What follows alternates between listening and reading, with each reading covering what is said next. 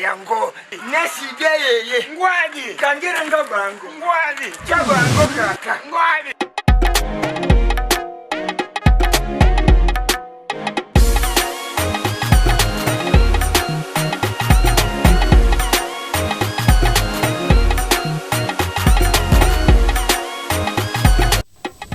Voilà, pour nous c'est un honneur de vous retrouver encore une fois de plus pour le compte de cette matinale. Nice day, amis fidèles, téléspectateurs. Tu as vu que polémique est à Makassi. Polémique est Makassi na Congo.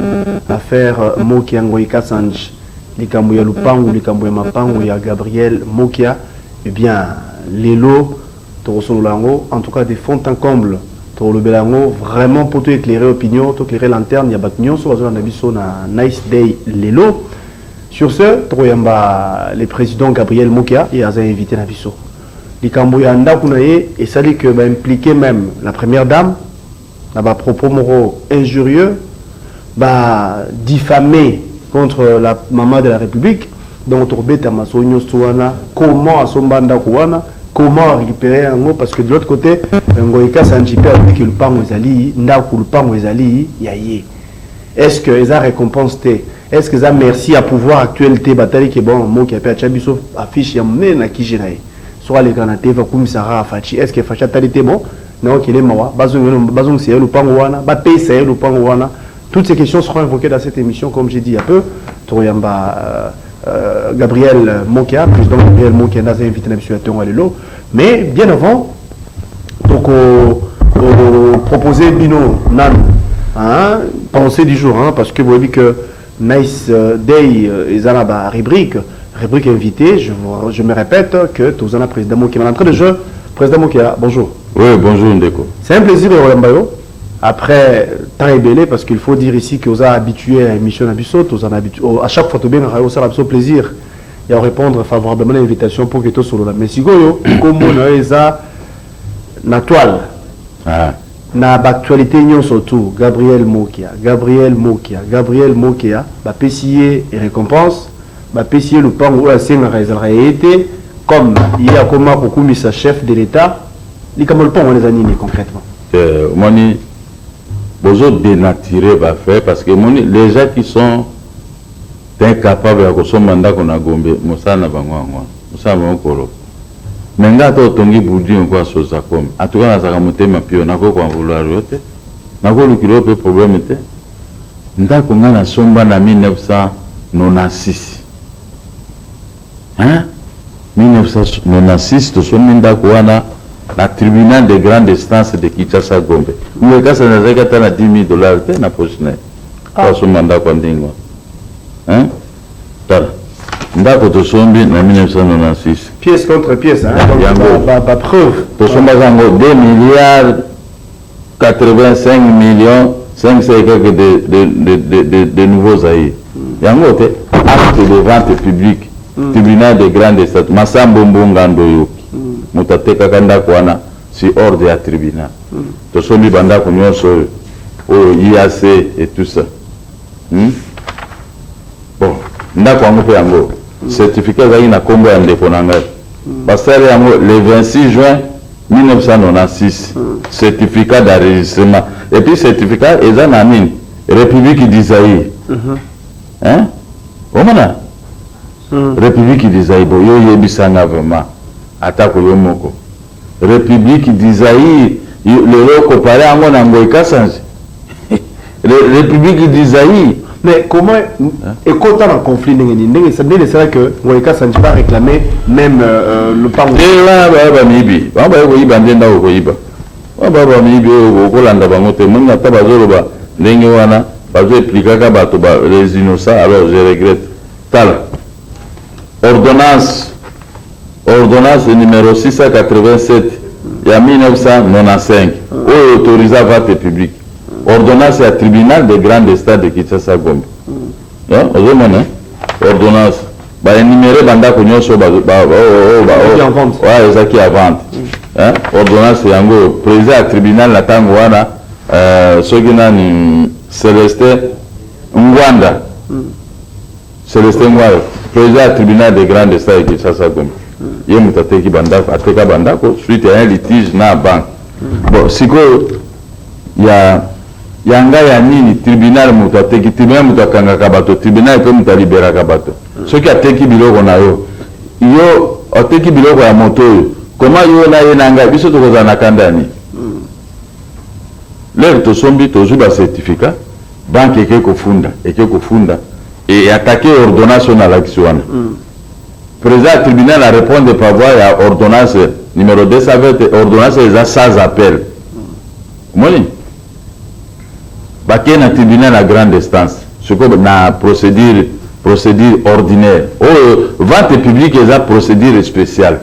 Ça n'a rien à voir avec la procédure ordinaire otekelinga montre na tekeli aux voitures wana eza procédure ordinaire entre procédure ordinaire na procédure spéciale le motozo primaire eza likolo ya procédure ordinaire bango bakei na procédure ordinaire bajuge babi tose déclarer incompétent po toyeba tojuge makambo au président ya tribunal ajugaki par la procédure spéciale lere afdel ekoti nde esika mobulu ebimwa afdel ekoti bango bakoki komona ministre ya justice bana monoko ya mboka ye babi oko eza bandeko ya mobutu omoni kala ezalaki kaka code 032 atuka kobika ndenge nini bonga bameminga kuna code 032 tala boye ministre akosala appel réservé après ateta ministre alongoli 315 magistrats po abangisa bajuge ya cour d'appel.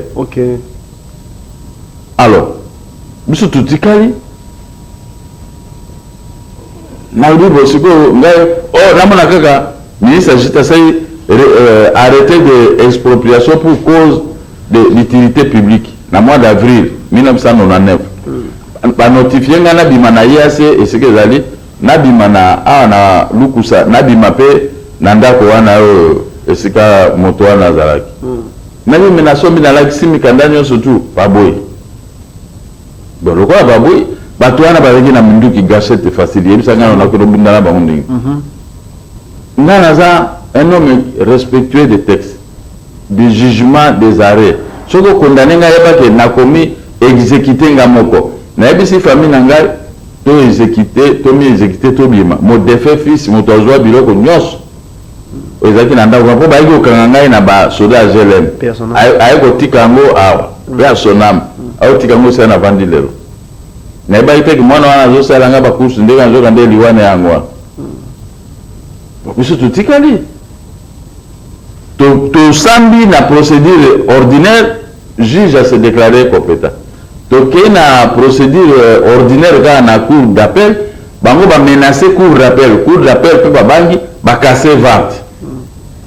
bakase vente publique baanile bacertificat na biso biloko nyonso te batiki ouverture baki ezwi etekeli soki c'était monsieur Keller soki nene mpe monsieur Keller israélien moko israélien azwa yango mpe adiviser ndako na de parcelle na de epa bongo ekasanja asombi epa boye banque centrale esombi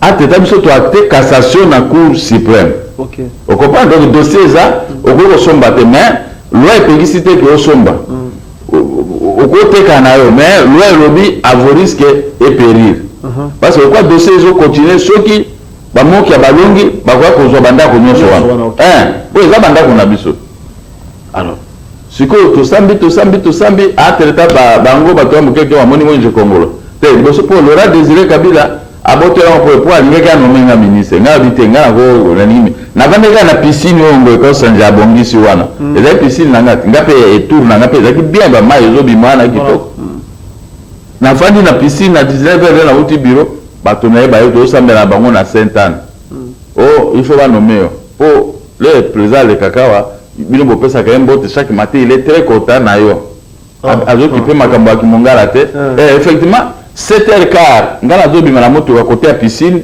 wala azwa natika bana na classe nga mona otika na bandi na bana kotika banda maternelle ti na humanité nga mona otika bango na classe j'ai encore la force même maintenant j'ai encore la force siko soki aleki biso tu na bana chef de l'état ye pas azoseka moi c'était un homme souriant à Laurent Désiré Kabila yango adopté mais c'est qui ce type là oh non ce sont des frères à Mobutu lui mais lui il n'a pas fui non lui il dit que il se repose derrière azomi repose na rien alobi to nommé mais nga na lobi te bokonomenga te moni bino bobomi bato na Goma ba Masisi 12 millions mais ngana ko kota na association te bote yaga na vanda bo protéger ngaka et siri wana Laurent Désiré Kabila azui kanda le type il a refusé allez balobi nabi mawana oh ouais nabi mawana ba ko bimisa ngati ngana bimina ngalega na moni wa barande décision na abimi contrairement nde bango ba ocha résistance mais ngana bimana ngai na moni ka go ba juge ba condamner binoko la ngana bimina ngana bimisi biloko tout na tiki banda na tiki ya sendenge wana moi petit locataire azana yasa zero locataire nangati OK ngana tiki les locataire wana yasa amoni ke ngana ke ale abimisi mbongo sikoyo ba autorité ba ya ba yuko s'arranger la bango po asomba bandako wana to sambi mukemke na ke prison na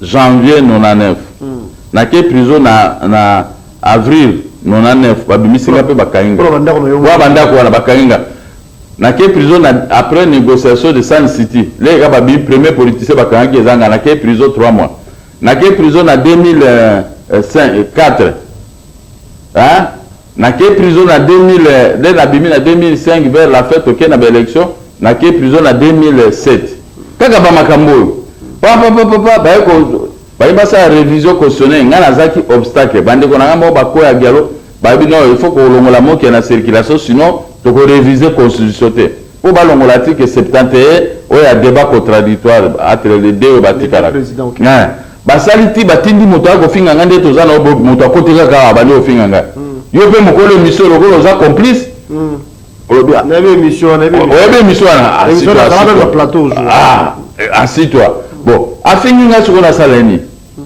ukona na ebike bazulu kanga na pombe na beta esiko ka pombe ngoza le fouze na beti epe bakanginga pe na ke prison 3 ans et 6 mois mais entre temps dossier joko évoluer na cour suprême na sima pe bango balongi te hein nga na bimi prison na bimi na 2000 na le 29 juin 2013 wana pe ngo ekasanjaye akiko somba ndako et pas mesekele la sombi ni parti ya ndako 2014 gouverneur Banque centrale et sombi côté mosusu babandi ko modifier ndako na ngai sikolo pango na ngai bon ngana zoleka moko musuna leki wana na monika ndenge basali bo de na bimaki prison mbala moko na zui trouble na kela ndako na ke ba meminga na hôpital na sali crise docteur wana ngale ma santé alobi nanga mais je te déclare hypertendu oh na bisi mwasi nanga mais hypertendu yango ezani oh to bazolinga chambre moko na likona lala ngabe awa mungale mezawa bato balekaka wa ngai bakosanga mabe na butu na bisi bango fi wana ba memanga te dans kota tena Hollande so kufa abe signer papier awa que ceux qui promet il les a sauté na signé ko papier les ana ngale ma santé na bina ko la te na ze hypertendu sundengi nini na sali nini docteur abisi eloko ni esali ngabite pona leka ki na ndako babotolanga na venir roi Baudouin tout ça esali au souci abisi madame comme kaka suko ebi na tikolo ka mikoro nde na komoleka kuna bano leka te banda docteur wana ngale ma santé la pekisanga interdit na tikolo leka na Gombe kuna te ata mwenga wasa batur wana ke tout ça menga na leka babala wana te parce que na joie choc moko ya mabe leka te po oboya ko ka pasi loko na ngai choc wana meminga na AVC na joie AVC 12 mois mais moko to salaki marche nga ba yena nga ba osimba nga na binasa monika biso ba politicien so na nga na sova auto ko to pesio mai to sala pe bozuinga na mutu kama botika nga ya rouge to bibi to kipo wana na biki le ba yena nga ba osimba nga to mina mama ba sola ba beti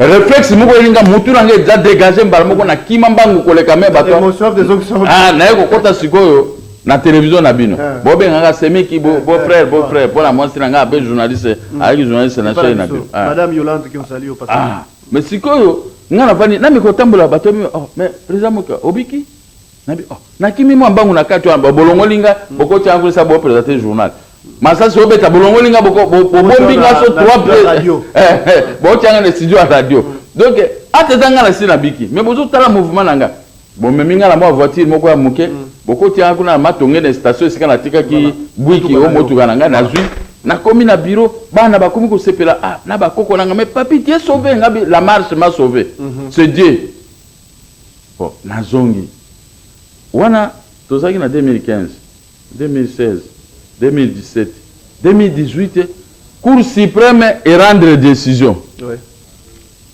Hein? N'importe quelle décision que vous avez. Cour suprême et rendre décision naie. Hein, yango. Décision RC 2742. Hein? Et casser décision oyo. Et casser décision. RCA 19675. OK. Hein? Si個Cour suprême rendre ezongisi biso bandako. Ndenge nazo ka basango mais ba document yango ba kotanga ngo.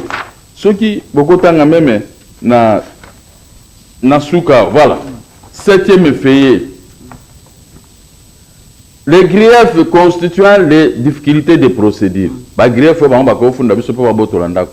Mais juge à Cour suprême bino ça constitue les difficultés de procédure. Mais pour tracer celle-ci, le second juge, au juge Nabango à cour d'appel, a opté pour la procédure classique d'assignation en annulation, alors que la loi impose l'application de l'article 20 de l'ordonnance précitée du 12 novembre 1886, qui est une loi particulière, au moins la procédure spéciale, dérogeant à la loi générale. Ce faisant, il a violé cette disposition légale. Ces premiers moyens conduisant à la cassation totale sans renvoi. L'examen des autres moyens devient superfectatoire.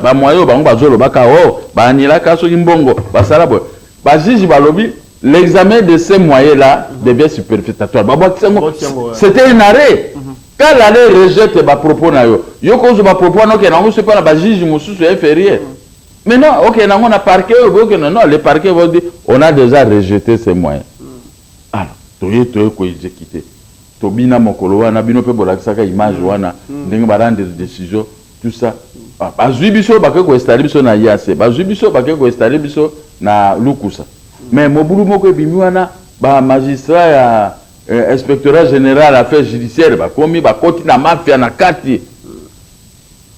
Bakoti na mafia, oh non, bakomo menacer ba greffier et tout ça, bon, ça va. Ngai naza amoureux à bien matériel te. Nako kufa pona ba bien matériel te. Eza biloko tukuta kia. Nga na soma kia ngona mbongo ya café. Nga zaki exportateur ya café. Na zaki muke. Mais mayele na mutu. J'étais exportateur au même titre que Bamindelo, Bazaki, au même titre que la société à Minen. J'étais na liste. Alors, journaliste, pour Nangai et Sukiwana, Nazui Mikanda. Donc, qu'est-ce qu'on peut te ba certificat? Ngoika Sanji, na unicom, na ba kende, l'air monsieur toujours samba et peki sami au sali sa certificat pas conservateur. Mais ba même conservateur à Gombe moi mafiateur wana, mbongo belé a violé l'article 231 alinéa 4 de la loi foncière. Ah, c'est le certificat. Il fallait arrêter on a la question ba kasaki et comme en autorité de la chose. C'est-à-dire que elonga lokola ngai tolongio. Mais lokola a violé loi lobby yé il faut pas kokangaye à cause de la prison 2 à 5 ans. Bato pe batinda ki lokola bangweka sanjuana baza na kotangelo yango ezalia. Bon, et c'est lui. Si tu vendis, malgré tout ça, Bazaka Makasi. Parce que vous êtes directeur à cabinet à président de la République ou à Kala. Alors que Joseph Kabila peut Moutazongi Sanga Biloko lors des négociations à Mongalem. Au moins, à ceux qui vous ont dit Joseph Kabila politique, oui, n'a pas critiqué. Mais ceux qui ont Mbongo, n'a banda konangai, jamais n'a pas critiqué. Tina Wokufa, jamais n'a pas l'obélé mabé. Finalement, il y a la même maison. Non, moi je les ai rendu service dans la négociation de Mongalem. Au moins, il y a tout ça pour la négociation. C'est Demikozo. Joseph Kabila était très intelligent. À l'objet de Kabamokia. Balukinga, na même les politiciens. Négociation est simple. Il y a posé la condition de la cocotate. Mais le quoi na cocotate, c'est que pour ne pas que Joseph Kabila 16 mois de transition. Ah, mais il y a la cocotate. Mais Joseph Kabila est Kojo. Il y a Mokia. Ce qui négociation est comme il nous a rendu service. Banda connaît Zozonga, et puis mbongo na ezozonga ba dollar ba million ba na premier ministre oyo akobima na négociation Sami Badi Bangabimi premier ministre je le salue a signé des lettres à restituer banda ko na ba adresse nyonso wana na lettre ya mbongo atindi ya ministère de la finance ba futa bien que ministère de la finance le za composé na borgueye batumoko on dirait que bango bazwa mbongo na bomwana te hein? Alors que mokonzi la bango autorité morale Joseph Kabila mutafisa ordre et puis ministre azaki bango ba remplacer la finance abanda ne ko futa azo respecter Joseph Kabila mo azo respecter Joseph Kabila te a respecter Félix Ité ya zui donc ba continuer sur futa te azui ki mongala na ndenge ya mabe ya bangaka sikoyo azo bundisa ngamba heure kaza ndeko nanga ngakaza mongala mais ya mizui ngaka sikoyo bato abambanzi bato aba makambambe a bundisa ngala alors que za biloko ya négociation de mongalem ponanga sukiwa mais va trafamer na point d'oreille na ko mona sikoyo ke na komeli ministre Molendo ya affaires foncières n'est-ce plus toko miso na gouvernement fachi na komeli mokanda ministre atangiti ba ministre balekaki wana soki ba komi mokanda ma faveur bango ba mona bango na mbongo ba anile et tu as 3 annulations 4e siko Molendo ba aide même $300,000 abina kozwate ce monsieur a raison il n'a pas l'argent mais pas $1,000 à me donner effectivement asali mokanda na ye asengi na conservateur mafiateur a rétabli biso dans nos droits parce que tous na ba certificat na la je crois certificat oui on section ba certificat tous na ba certificat déjà alors lokola ya zo boya mbala moko ke ko yebisa bango ekasanzi na ba sojemi pe tout ça au moni wana conservateur a gombe un malfaiteur mafiateur azui ake ko yebisa ba adversaire o mukande zaboke no attaquer yango pas vundwa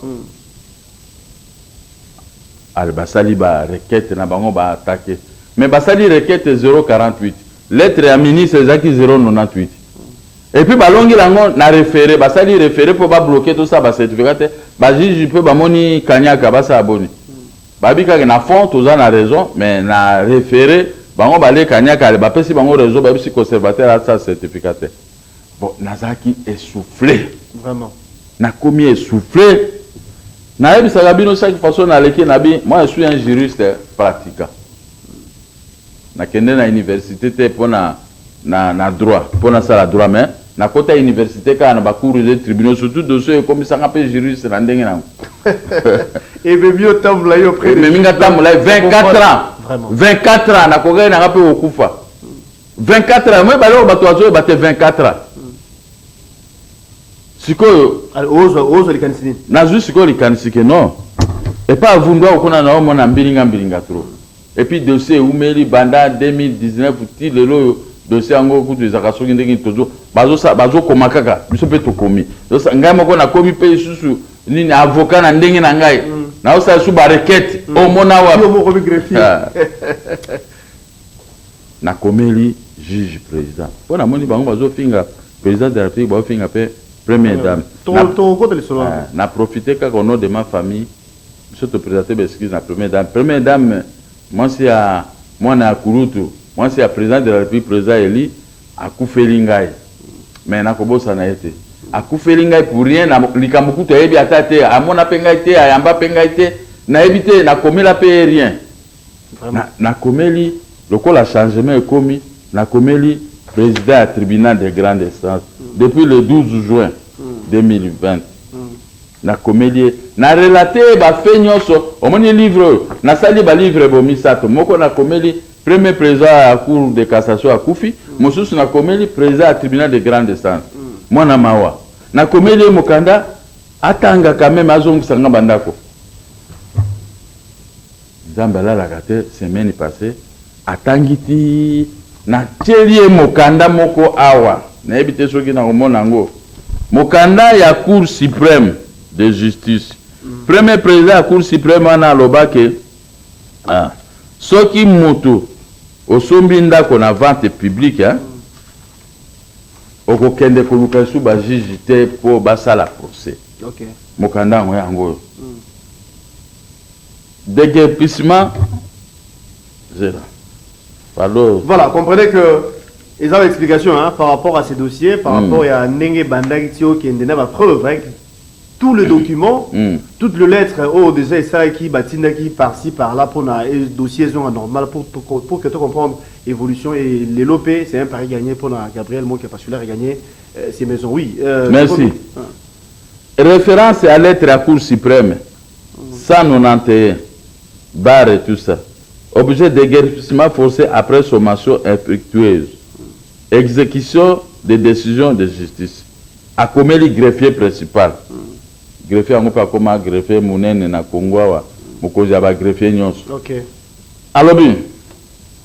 Ce qui muta sombinda qu'on a vente publique natanga kaka défense. Oui. Si les difficultés devaient surgir à partir de la saisie jusqu'à la délivrance de l'immeuble à l'adjudicataire, c'est-à-dire que bateau ba sombinda qu'on a vente publique.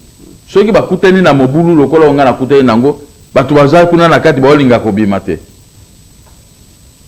Il devrait être fait l'application de l'article 20 de l'ordonnance du 12 novembre 1886 approuvée par le décret du 3 mars 1887 qui édicte que toutes les difficultés de procédure qui pourront se produire au cours de la saisie immobilière seront tranchées par voie d'ordonnance du juge. Appel de cette décision ne pourra être exécuté.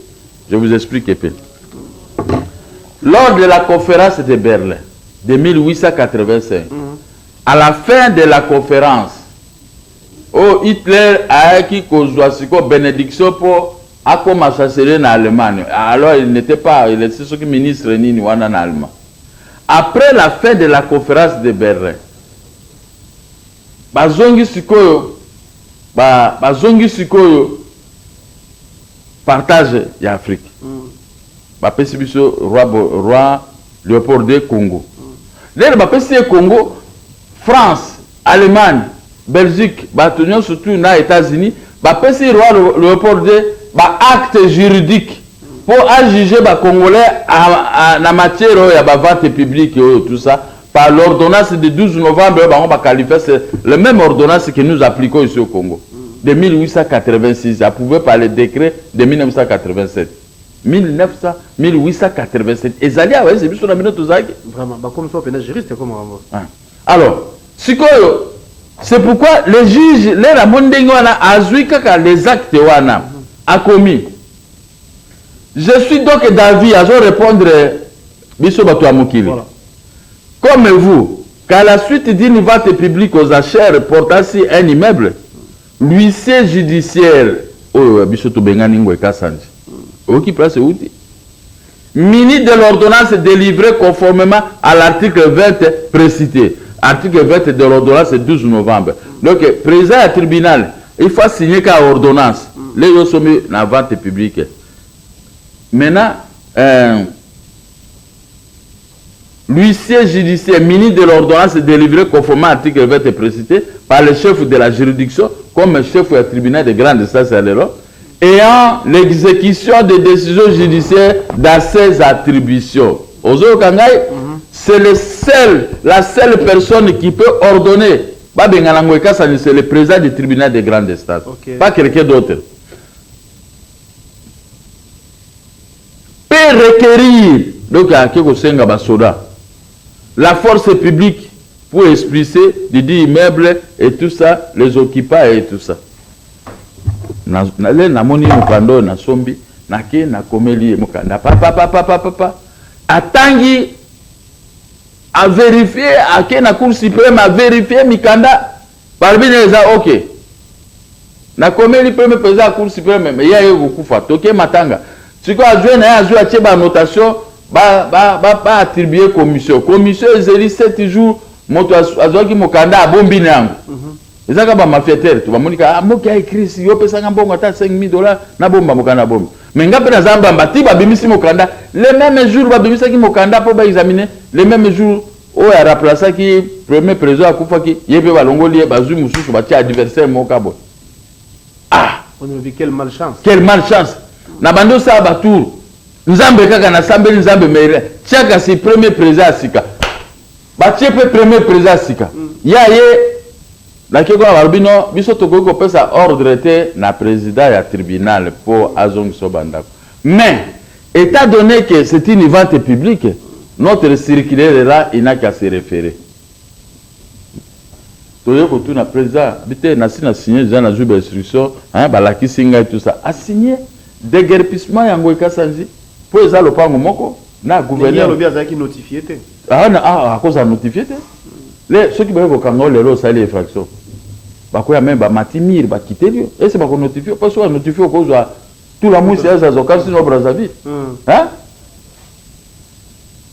Au monite IACL ayoki ke ba obisango ekasanzi akangi magasin 3 jours azo fungula te. Mais c'est comme ça on va ça la justice. Sikoyo a signé ordonnance à lobby ngoeka sanji na bac central il faut babima po bazaka lopango moko numéro moko me ba kabola ngoka mais justice elandi makamwa atelobi ezaka numéro à calendrier exécuté na IAC na mususu wa ba moto il faut babima alors baye ba bimisi ngoeka sanji e bimisi mobulu ndenge bimi wana greffe d'exécution à tribunal de grande instance motoye bimisi mais nakamwe elongwe ngai moto bamba ebite lupango na yo makambo ya conflit onango ekasa ko fingela biso mama nationale mais yango penga pe nazo mitu yango na présenter des excuses na maman présidente de la République moi si a président élu moi na kurutu alimbisa famille na ngai moto ezaki na makambo yo devant juge yango na ya jui ben juge ni de loin ni de près maman Denise n'a rien à voir dans cette affaire.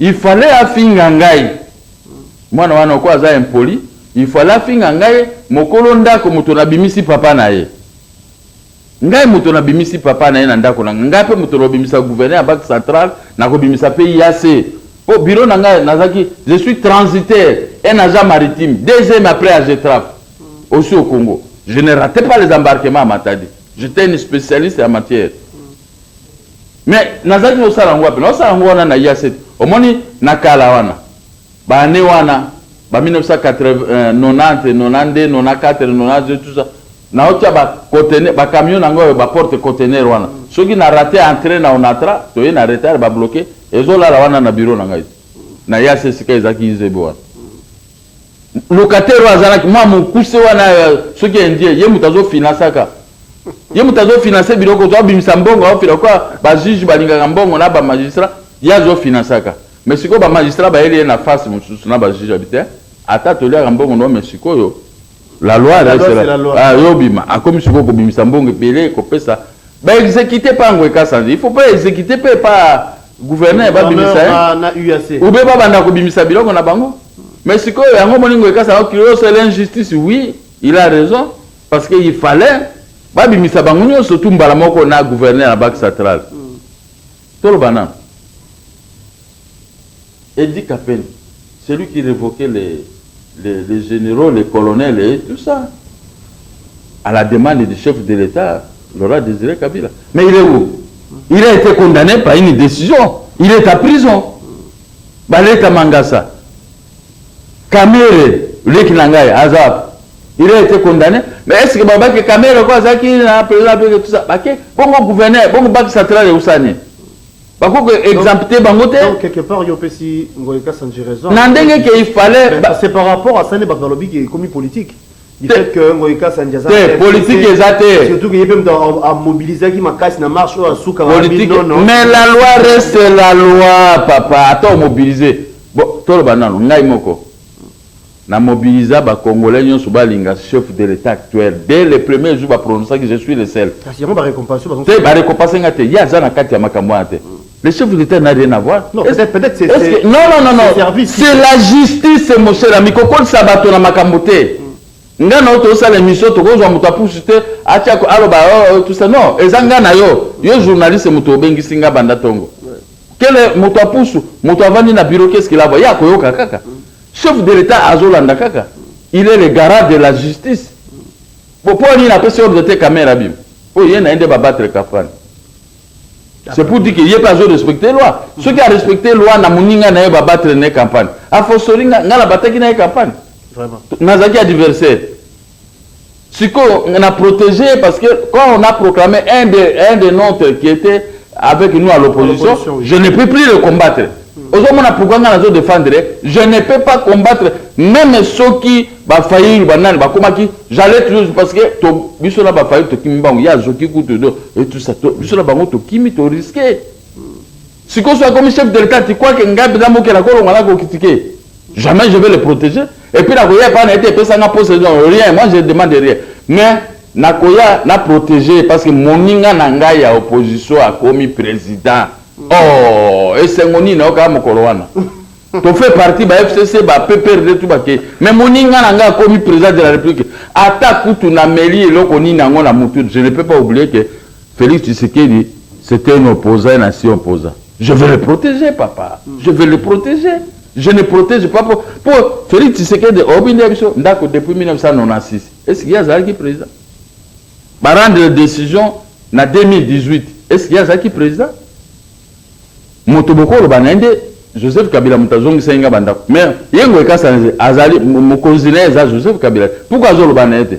Que pour nos gens qui ont Bandako Nanga. Il s'attaque à une personne ni de loin ni de près. Aza impliqué dans ma gamme Bandako. Il y a un gars qui moi n'anga qui n'a pas n'anga semaine prochaine à l'écate. Mais la Monique, comme attaquer la famille présidentielle pour Nanga, alors là je ne peux pas accepter. Je dois défendre la famille présidentielle. La famille présidentielle n'a rien à voir dans mon affaire. Talana. Nabiso que ngamo na comment juriste pratique. Tala livre na sali. Oyo français zali aza ngamo que français aba avocat. Ngamo ko na commis na longi na place ya avocat na français na ngai moko. Na ba document na ngai moko na annexé tout ça et tout ça. Na ke mona notaire a sali acte notarié banda ko se commis na kombo na ngai. Mais qu'est-ce que maman Denise a à voir dans cette affaire? Yango au moins na ninge kolobate mais na regretter ba congolais to raison na kandengini. Bon biso to gagner. Nde siko yango moni atango ekasa na zoroba. Que pour ni ba bimisi effectivement pour ni ba bimisi ka ngai batiki ba ke satra. Yango ande bato bazo ko exécuter tribunal à grande instance greffier divisionnaire. Il faut bien na ba central. Comme ça équilibre mona ngweka sa siko ko vanda. Hein? A kovanda sikonye po ebike biso mi balé na yeto keme. Ngengo ekasanzila kei. Banque centrale biso mi balé doza ba kometa ya infraction na. Ya tikali. C'est normal. C'est normal. C'est normal. Après plus de 20 ans. 24 ans. 24 ans précisément. Ouais. Olandi Maramanda kunayo. Écoutez la vie na mo na mbale. Lelo o récupérer ndako. Batu mingi bazotuna nini mo ki rosa ndako wana. Est-ce que pour nous éviter de retomber dans un procès, est-ce que vous liquidez en gros? Non, liquidez en gros. Vous gardez en mémoire et moi là ou bien comment? Non, liquidez en gros. Hier à Kéma, tu balais qui n'a 4 bazans. N'a une balle mouchoise à la porte, ça fait 6 balais qui n'a. N'appelez dans Kokende. Bon, on a dit on va éternellement. N'appelez dans Kokende. N'a pas dit la gabango. Bango peut pas Kokende. Bango dit la bakoko. Bakoko yangaba na bo. Et ça c'est comme ça non? You guys singa penza. Banda kunyoso wana ngana ko lala wapi ngana lala na mo chambre na nga mukebo ko kwa na vie na nga me biloko ya minene wana na usana ngoni et puis ngana vanda ki wana na mwana nango ya kufa na bana na nganyoso bazali to fanda ki wana pongo kasa ja bongisi ndako wana maka akuta ki penga ndako za kitoko eza gombe ndako na nga pe za kitoko piscine wana za piscine na ngai ya cheka ka couleur na pembeni mais za piscine na ngai akuta ki biloko nyoso tu akutinga na zai na pui moko ya mai ata mai lere ba rebere bakata ki makawa mai ala tout ça le 2 août mais ba toazo toka mai pa nanga mai za kité quand même ngana za ki na pui 2 mois akuta ki ndako nanga za bien ngana za kutu alongoli boto za ki wana boy vu na ngoza so hôtel bozo mona fleuve au monde côté à Brazza oh mais ngape na za ka na fleuve kutu alongoli loko biso to bano matali ko loko na bala ba banti ko sauter à quoi na piscine balongoli on a regretté lobile na kende kutu biso to vanda toujours mala na lobby ozonga kuna na kene utala ko na koti na utala mulika na regretter émotion za ni tango émotion za souté pour émotion za ki ngai moko pe na za mayele ata ba finga biso to za mayele te mais moki a mayele koleka na mayele koleka so tali na bandaki na mosala ya café na $400 na 1977 mais je compte des millions ba millions ngwa ya bandako ndako kwa yase na sombe wana ko mais za bandako ngana somba kango nazo prévoir à venir période moko moni ko ba rebelle ba koti ba boto biso ba Équateur union surtout ba biloko bazongisinga ba réduire ngana ko bozanga même $100 afuta ba émission na ko moteka ka ba biloko banda ko mususu na futa ka ba émission pona za politicien o comprendre na yebaka ki na bana obela ngale na beli awa 12 mois c'est na sengi moto aspirine kana ba moyen nga mo banda ko nga na yebaka na prévoir na zu banda ko na zu bambongo nga ya société nga ya bon marché Sokopro Sozapro akala Sokopro na zu bambongo wa nsu za sombi banda ko na Gombe pe na cité na yebike soki makambo ya café foiré na ko vivre ta la baloyer effectivement café ce comment na su café na kisasa bena Congo ce qu'on a vu na banenga na ba vivre kala ba IAC wana vivre kala modèle nanga tout ça avant maele ya sikaye langa mais hélas ba voturu ba ba botolinga bandako bango batiki ba diamant ba ko kota na makambo ya bandako batiki ba diamant Gabriel Boga to ko na soupe et puis la émission na Mbujima il fait bazo benga ngana ke Mbujima ba comment expliquer on a piège te on ba te piège ndeni oh bana Mbujima bi abotola biso ba biloko ba diamant ni ko mona moto la diamant to kufawa akomisi biso ba wewa na Kinshasa nga bazo benga nga tous les jours pona linga okota makambo wana te comment ba ina na mboka na yeso azaki moto nga na mboka nga na bumba songe na kiti ba koyamba nga mais yero so ameko kiti ba bise ameka koyamba lo to kokata e c'est quand même tout mabe te ba message à N wana bande ko bolo ba bongo te parce que la congolais lokola biso te kokota te ba to bele ba kufi bana Mbujima ba ko ina biso no pamba na émission kokota la ete am tout mabe o dete talanga ne ko mati juriste likolo a dossier ouais comme si ba to ko juriste ngai moko balobaka toza mayele te comment nga na komi na sali tout na longi moke est l'homme le plus intelligent moko nga na ko gérer mboka be moko na ko gérer eloko moko na Congo boko mona différence na ko ya pona ko yibate na ko ya pona botole eloko te na ya pona ko bongisa po za la bien donc omoni na campagne électorale makambo na lobaki na moni mwana ya Kulutu le président Eli azo saela ka pendam moni mais ça n'a rien à voir que ya Félix Tshisekedi ni de loin ni de près à continuer ba makambo te Maman Denise ni de loin ni de près ba yebi kutu makambo te tato ba mona aga na télévision be ye politicien ndengi nini buti alobaka boya banga kate donc nga na discuter kana nga benazo défendre bango parce que aza mwana ya Kulutu moto tu wa azali ajiraka na kombo ya Tshisekedi donc to bando ko sa Tshisekedi siko to liko défendre sur vieux Etienne Tshisekedi te mwana to ko défendre Etienne Tshisekedi par rapport à mwana na Josué ngai siko nazo futa oyo kombo ya Tshisekedi na bandai ko tanga le nazo kende pane azo ya bangai nazo futa lokola zate personnable nazo futa siko na mwana na Josué je vais protéger son fils pour na papa na ye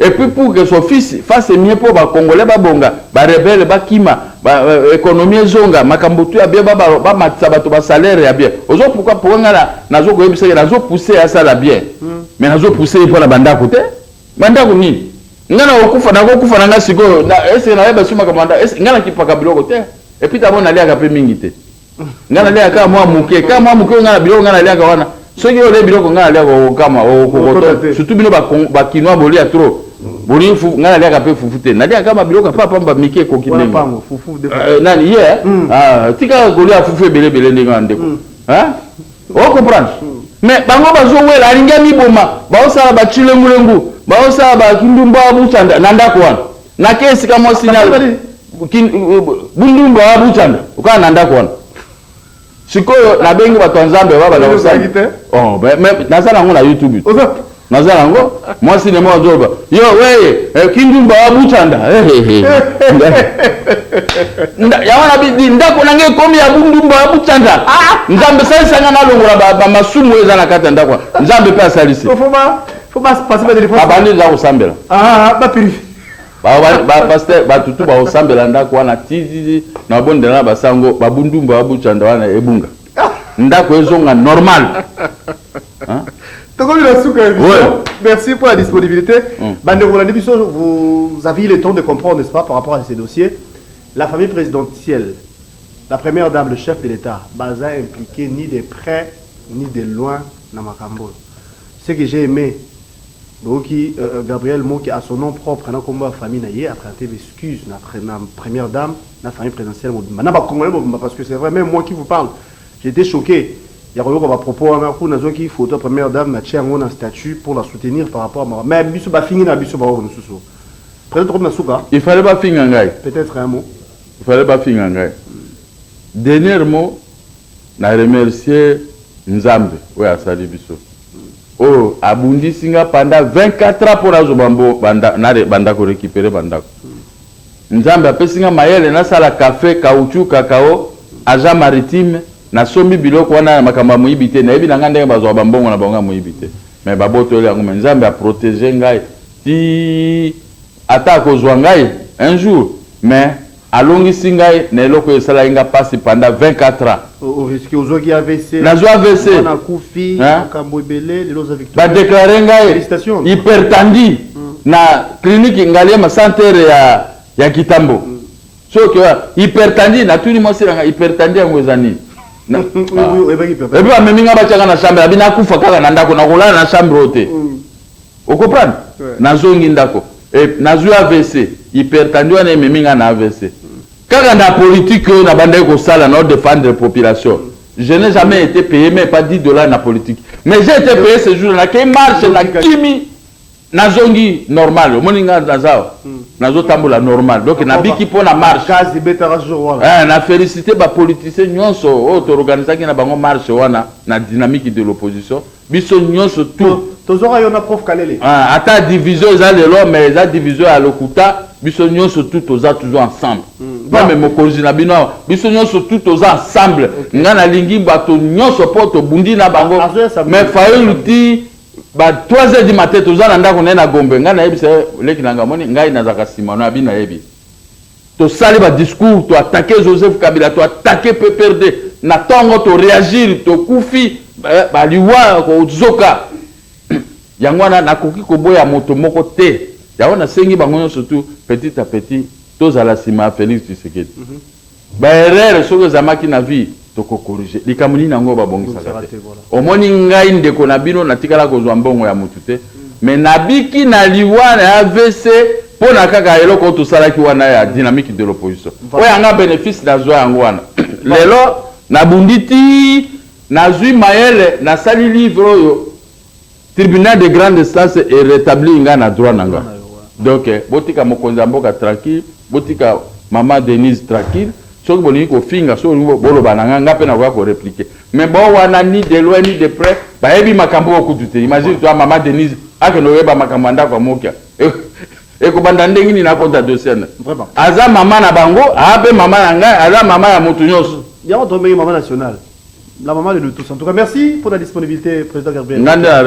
C'est la fin de cette émission. Convaincu que vous comprendre, n'est-ce pas? Dossier Nengezali et Nanenge Soukeli a récupéré ma bien-être, récupéré Banda Kounes, c'est la logique, c'est la loi. Voilà. C'est la fin de cette émission, mais avant de vous quitter complètement, nous allons échanger avec l'un de nos partenaires parce que vous avez vu que Bissot Tozana, ici, vous allez Fiel Moro à Canal Plus, Tozo agent à Canal Plus, ça peut s'appuyer sur avantage. Au Canal Plus à réserver pour nous abonner surtout. Monsieur Gallo avec nous, on va prendre cette transition et puis après, Troyambaye, Toyokaye, mais dis-moi, vous allez en même temps sous émission. Président Gabriel Moki, encore une fois, merci. Merci beaucoup.